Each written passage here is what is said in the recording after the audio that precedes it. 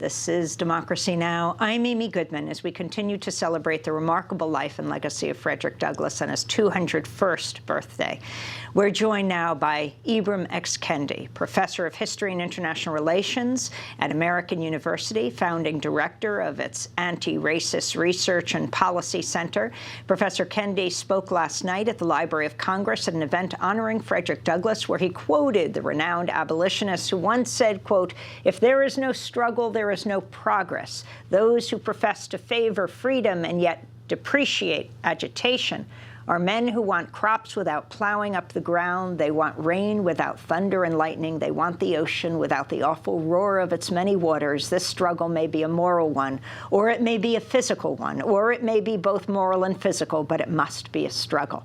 Those are the words of Frederick Douglass, quoted by Ibram X. Kendi, who is a National Book Award-winning author of Stamped from the Beginning, The Definitive History of Racist Ideas in America, his forthcoming book, How to Be an Anti-Racist. He's also a contributing editor at The Atlantic magazine. Welcome to Democracy Now! It's great to have you with us. It's a pleasure to be on the show. How does Frederick Douglass inspire you in this week of the anniversary of his birth? Well, I think that many people are trying to sort of imagine how to bring about a new world based on everything that's been happening in recent years. And Frederick Douglass constantly sort of told us that the road is not going to be easy, but the road must be a road of struggle.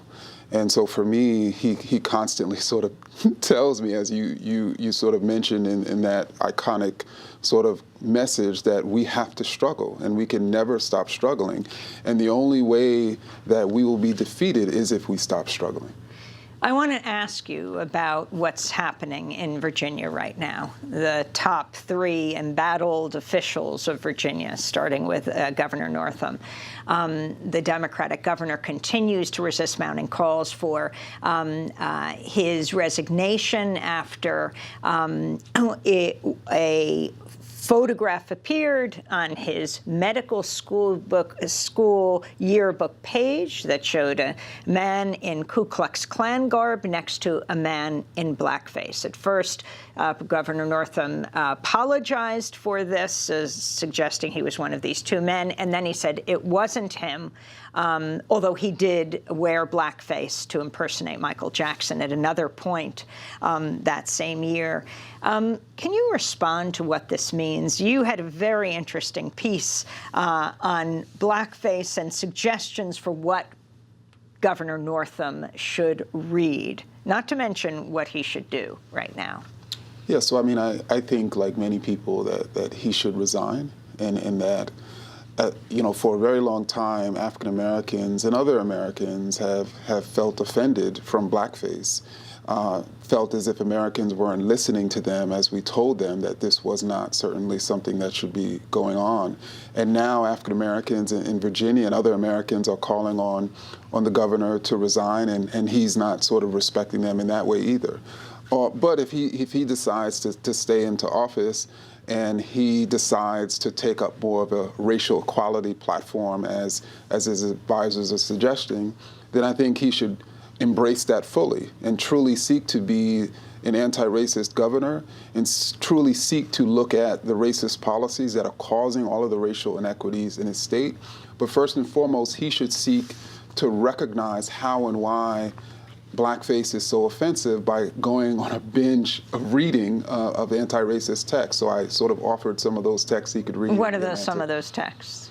Oh, man. So, I mean, he could, of course, start out with some political memoirs and the autobiography of Malcolm X, or Maya Angelou's I Know Why the Cage Book Sings. He can read essays like Between the World and Me, or even The Fire. By Ta-Nehisi Coates? Yeah, by Ta-Nehisi Coates, or The Fire Next Time by James Baldwin, or The Fire This Time by Jesmyn Ward, her anthology. Or he can read books on slavery, like, and so, I mean, I think there's so many texts that he could read if he was seriously interested in learning about racism in this country. So you have just finished a book, How to Be an Anti-Racist. How? Well, I think first and foremost for us to recognize there's no such thing as a not racist. And so typically when Americans are charged with expressing racist ideas or defending racist policies, Americans like to respond by saying, I'm not a racist. And I have yet to figure out what it means to be a not racist. And so I think first and foremost for Americans to stop being in denial about their racist ideas, about the policies that are causing racial disparities, and recognize that there's only racist and anti-racist ideas, notions of racial hierarchy and notions of racial equality. There are only racist and anti-racist policies, policies that yield racial equity and policies that yield racial inequity. And then there are only people who are supporting either or both. And so I think for us, first and foremost, to recognize that there's no such thing as a not racist, and for us to recognize we can only be racist or anti-racist. Professor Kendi, you wrote a beautiful piece in the Atlantic magazine about, well, this period, this last year that you've been writing your book, How to Be an Anti-Racist. You also went through a health crisis yourself, being diagnosed with fourth-stage metastatic colon cancer, over a year ago? Yes. 88% of people don't make it. Talk about the diagnosis and how you came through this. Yeah, so I mean, around this time last year, I think January 10th of last year, I had a colonoscopy, and we were shocked when the doctor came in and said that she saw something abnormal, which she thought was cancer, and then the next day they scanned my body and found that colon cancer had spread to my liver. And there were tumors in my liver. And so I think I was 35 years old, I was completely shocked. I didn't have any of the risk factors. But at the same time, they said there was a chance, a chance that I could recover. And so, of course, I did 6 months of chemotherapy, and almost immediately the tumors started to shrink. And ultimately, I did surgery at the end of the summer, and the surgeons went in and found that there were no cancer cells left. And for me, the way that I got through that process was more or less sort of thinking about writing, of course, the book, but even sort of thinking about what was possible. I mean, I tried to really appreciate the little things in life and just know that if there's a possibility, then I want to be that possibility. You were a little girl. Yes. When you were diagnosed, how old was she? She was about 1. Yeah. So how did it change your views? You wrote in the piece, the more my fear of death changed into the wonder of survival, the more I reflected on what I was writing. If I could live on, why not live on to be anti-racist? Why not live to be fully human and see all others as fully human, and fight to ensure our policies see and treat all humans fully and equitably?